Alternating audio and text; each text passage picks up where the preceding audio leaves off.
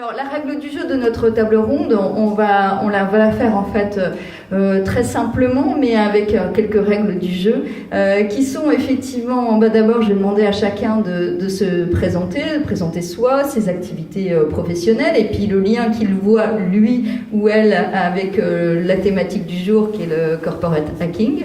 Et puis ensuite, on va fonctionner avec un fonctionnement d'intelligence collective lié au bon docteur de Bono.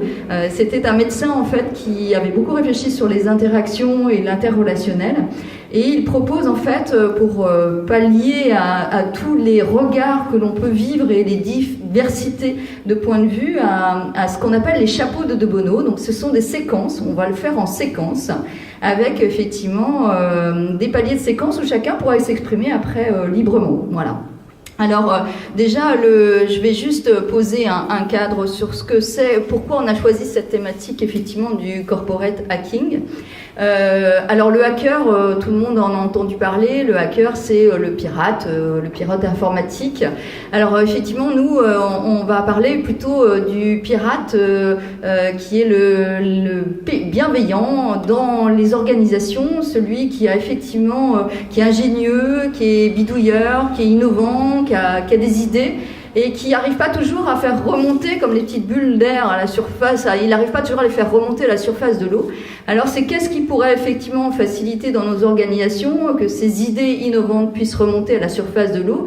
Et puis le corporate, c'est l'idée de famille et effectivement comment faire fédérer l'innovation, la faire vivre, la faciliter, la faire effectivement bouger, qu'elle soit mouvante et qu'elle soit en amélioration continue dans nos organisations, dans notre société, de manière large, comme l'a dit Sophie.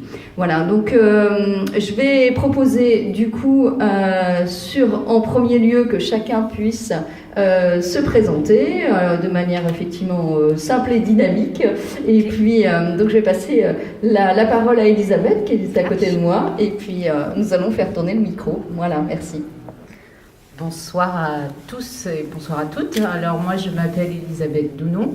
J'ai une particularité, c'est que je suis aussi salariée.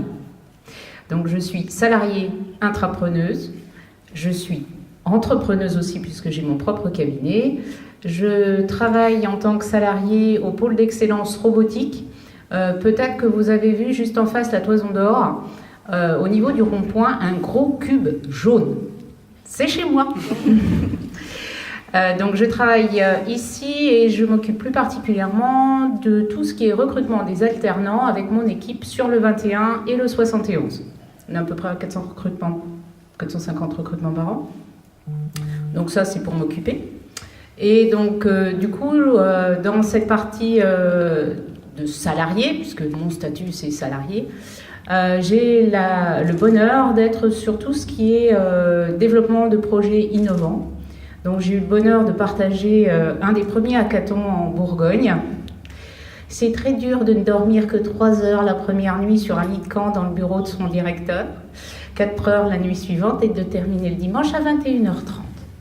Voilà, ça c'est la partie un petit peu innovation. J'ai le bonheur aussi de pouvoir participer et d'être partenaire école de 2 Fab Labs sur Dijon Quelle Fabrique et sur Chalon-sur-Saône, Nice4 Labs.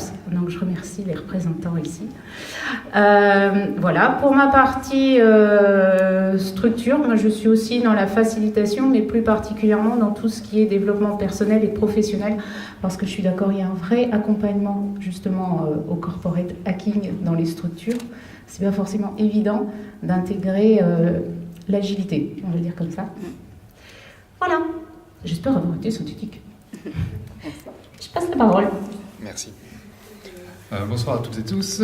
Julien Simon de la société OneFit Medical. Je suis également un salarié. J'ai rejoint cette société au moment de sa création, il y a 7 ans.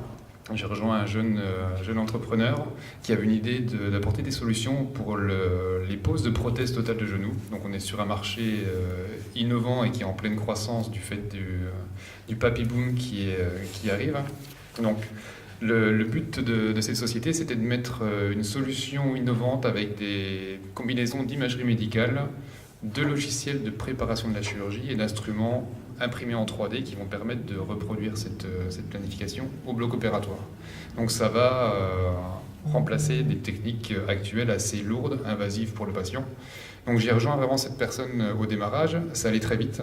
Notre premier produit était sur le marché en 6 mois avec nos premiers clients et seulement au bout de 2 ans, donc en novembre 2013, nous étions une dizaine de salariés et nous avons été rachetés par une société parisienne qui elle-même était une ancienne start-up qui était spécialisée dans l'imagerie médicale. Donc depuis 2013, nous sommes intégrés dans cette société qui s'appelle EOS Imaging et voilà, on est toujours basé à Besançon. J'ai repris la responsabilité du site de Besançon il y a 1 an et demi au moment du départ du fondateur qui est parti vers une nouvelle aventure et voilà, cette aventure m'a donné envie probablement pour plus tard de partir vers une entreprise personnelle puisque d'être filiale on a quand même beaucoup d'inertie qui existe, donc je ferai le lien après avec le corporate hacking puisque l'inertie donne envie d'améliorer beaucoup de principes, de systèmes, de processus. Donc voilà un peu pour le cadre de mon emploi et de ma position ici. Merci. Juste une petite pause. Excusez-moi, pour que ça soit plus confortable. Ah ouais, je sais, j'ai vu. Non, mais... Ouais, non, mais on peut continuer. Il y a un problème ? Rapprocher. C'est bon. Bonjour. Ah, ça y est, c'est moins tendu maintenant. Ça se détend, je le savais que ça allait se détendre. Bonjour, donc moi je m'appelle Eric Lecoq. Donc je suis aussi salarié et entrepreneur.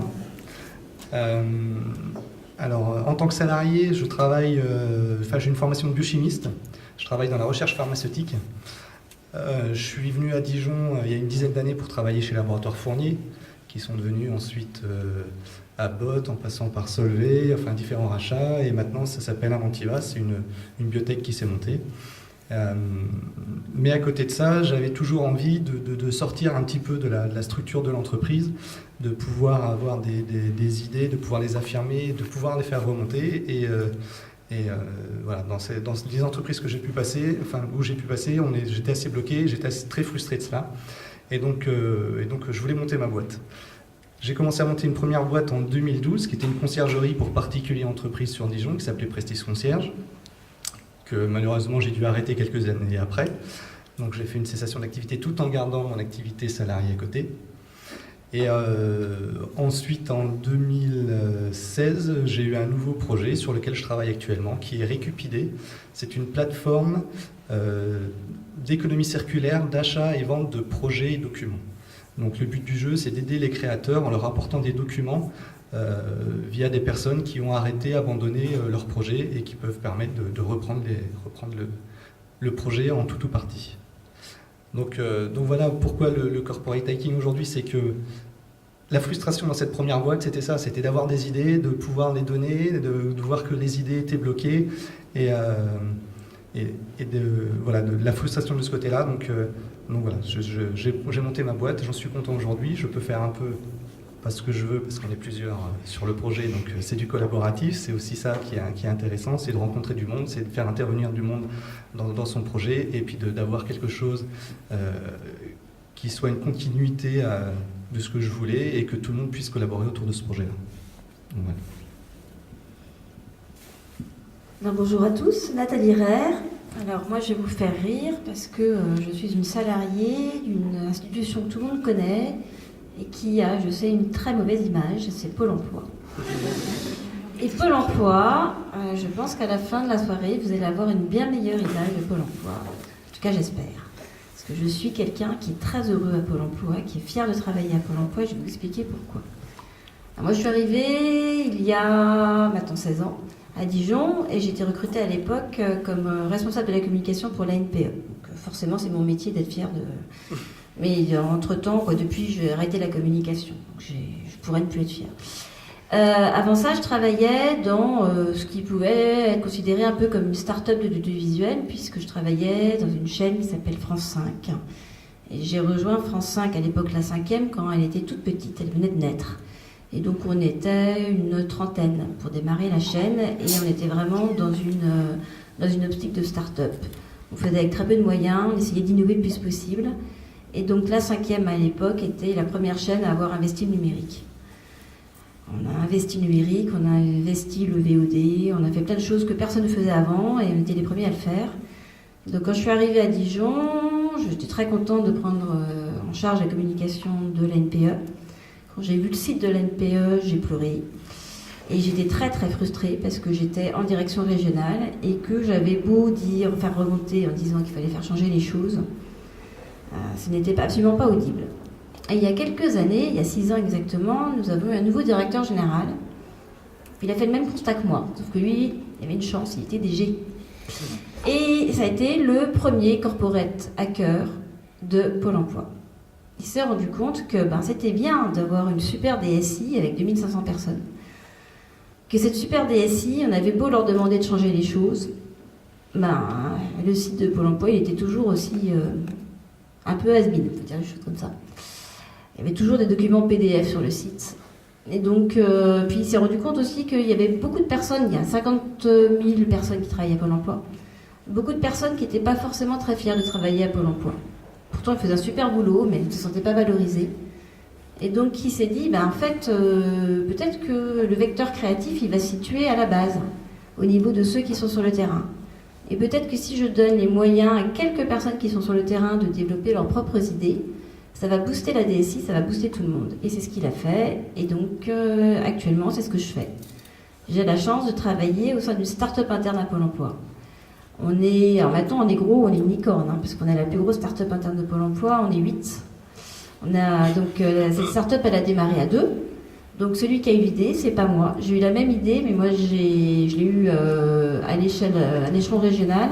Et lui, il l'a posté au niveau national. Puis un jour, on s'est rencontrés et puis la fusion s'est faite. Donc je suis son binôme, sa binôme.